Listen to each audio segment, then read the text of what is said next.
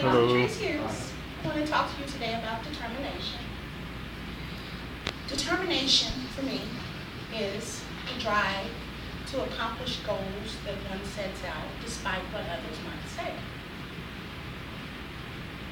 Wanting to overcome things experienced earlier in life, I decided to study different platforms of knowledge: mind knowledge, psychology, sociology, Scientology, and theology.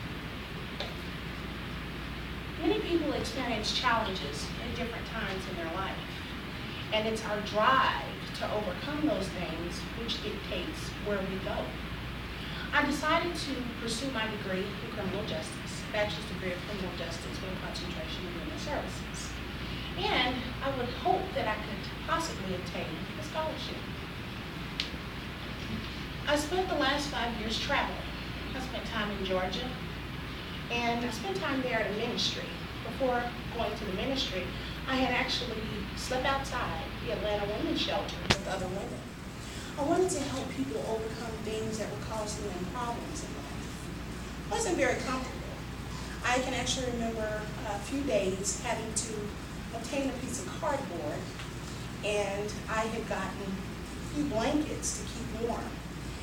Was it an ideal situation? No, but I got the opportunity to talk to other women who were troubled by things that had happened to them at previous times in life.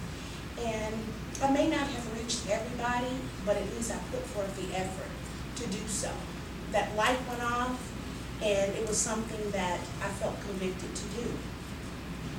So I spent time at this ministry, and I got the opportunity to get more grounded in Christianity and study my word very diligently.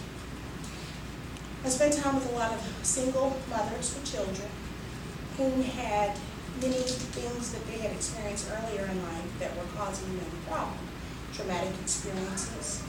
And it was an opportunity for me to build bonds with other women who came from similar places in the past, such as I. I left Georgia and decided to go to New York.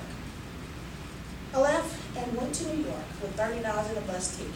Did not know one person in New York. Had no idea how I was going to eat, where I was going to live, or how I was going to survive. I remember getting off the bus, and I sat outside the bus station for probably 24 hours. And this guy pulls up in a wheelchair. His name was Isaiah. And Isaiah, we started a conversation, and he invited me to stay with him, and the rest is history. Got a job, got on my feet, and stayed there for a year and a half. In coaching Isaiah, who was previously a military veteran, he was a Vietnam veteran, and I got the opportunity to spend a lot of time with him.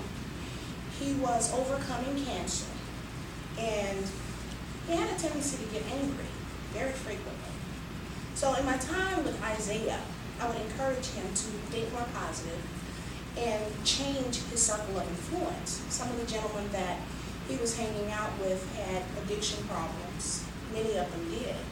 But I started to notice that the more that he would move away from these gentlemen, that he started to actually do positive things to help himself.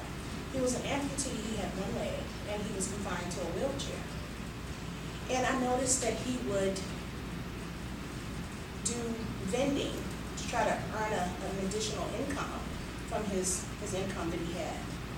And the more he would change his circle of influence, the better that he would get.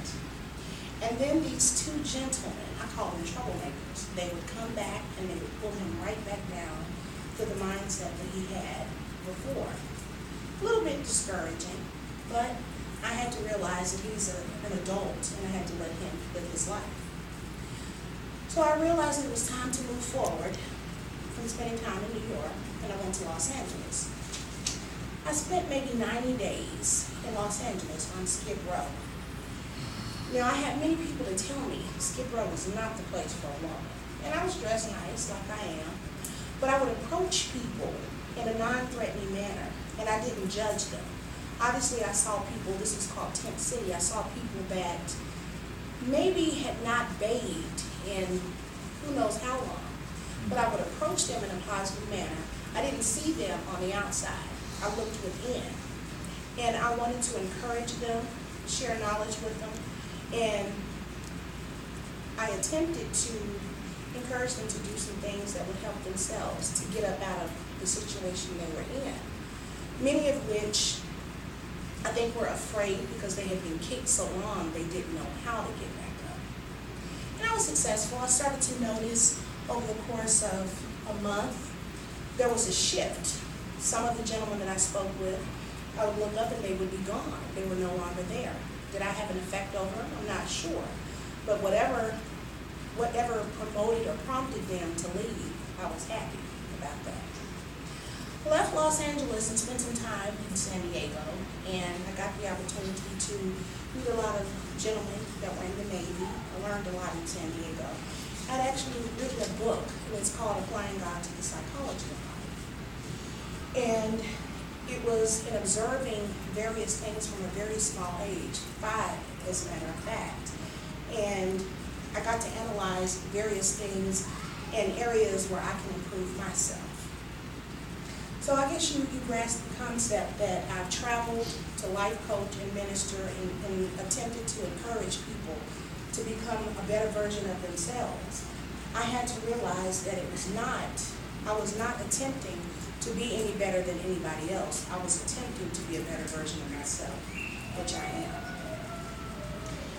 Lastly, I went to Utah after spending time in California, and I got the opportunity to speak out to Mormon women.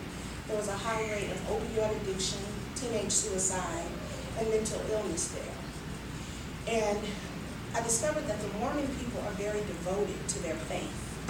And it's hard to get a person to step outside their comfort zone to receive somebody that is not in that belief. And that's understandable. In studying different faiths, I realized that we're each different, we're each unique, and we believe something different. Although it's different, we're all the same. Most human beings want to be able to work, provide for their family, get an education, and enjoy the freedoms that we all have in America. So in spending time in these different places, exploring these different cultures, and being receptive to people from different places, I learned not to be judgmental, and my determination to pursue, to start, and to finish my education, it starts in the mind. It's mind over matter. So I encounter many challenges throughout my day, but my determination to accomplish the goals that I have set out for myself, I will finish. Well, I hope that me sharing a little bit about myself and determination, I hope it promotes or prompts or even encourages you to be determined to accomplish your goals.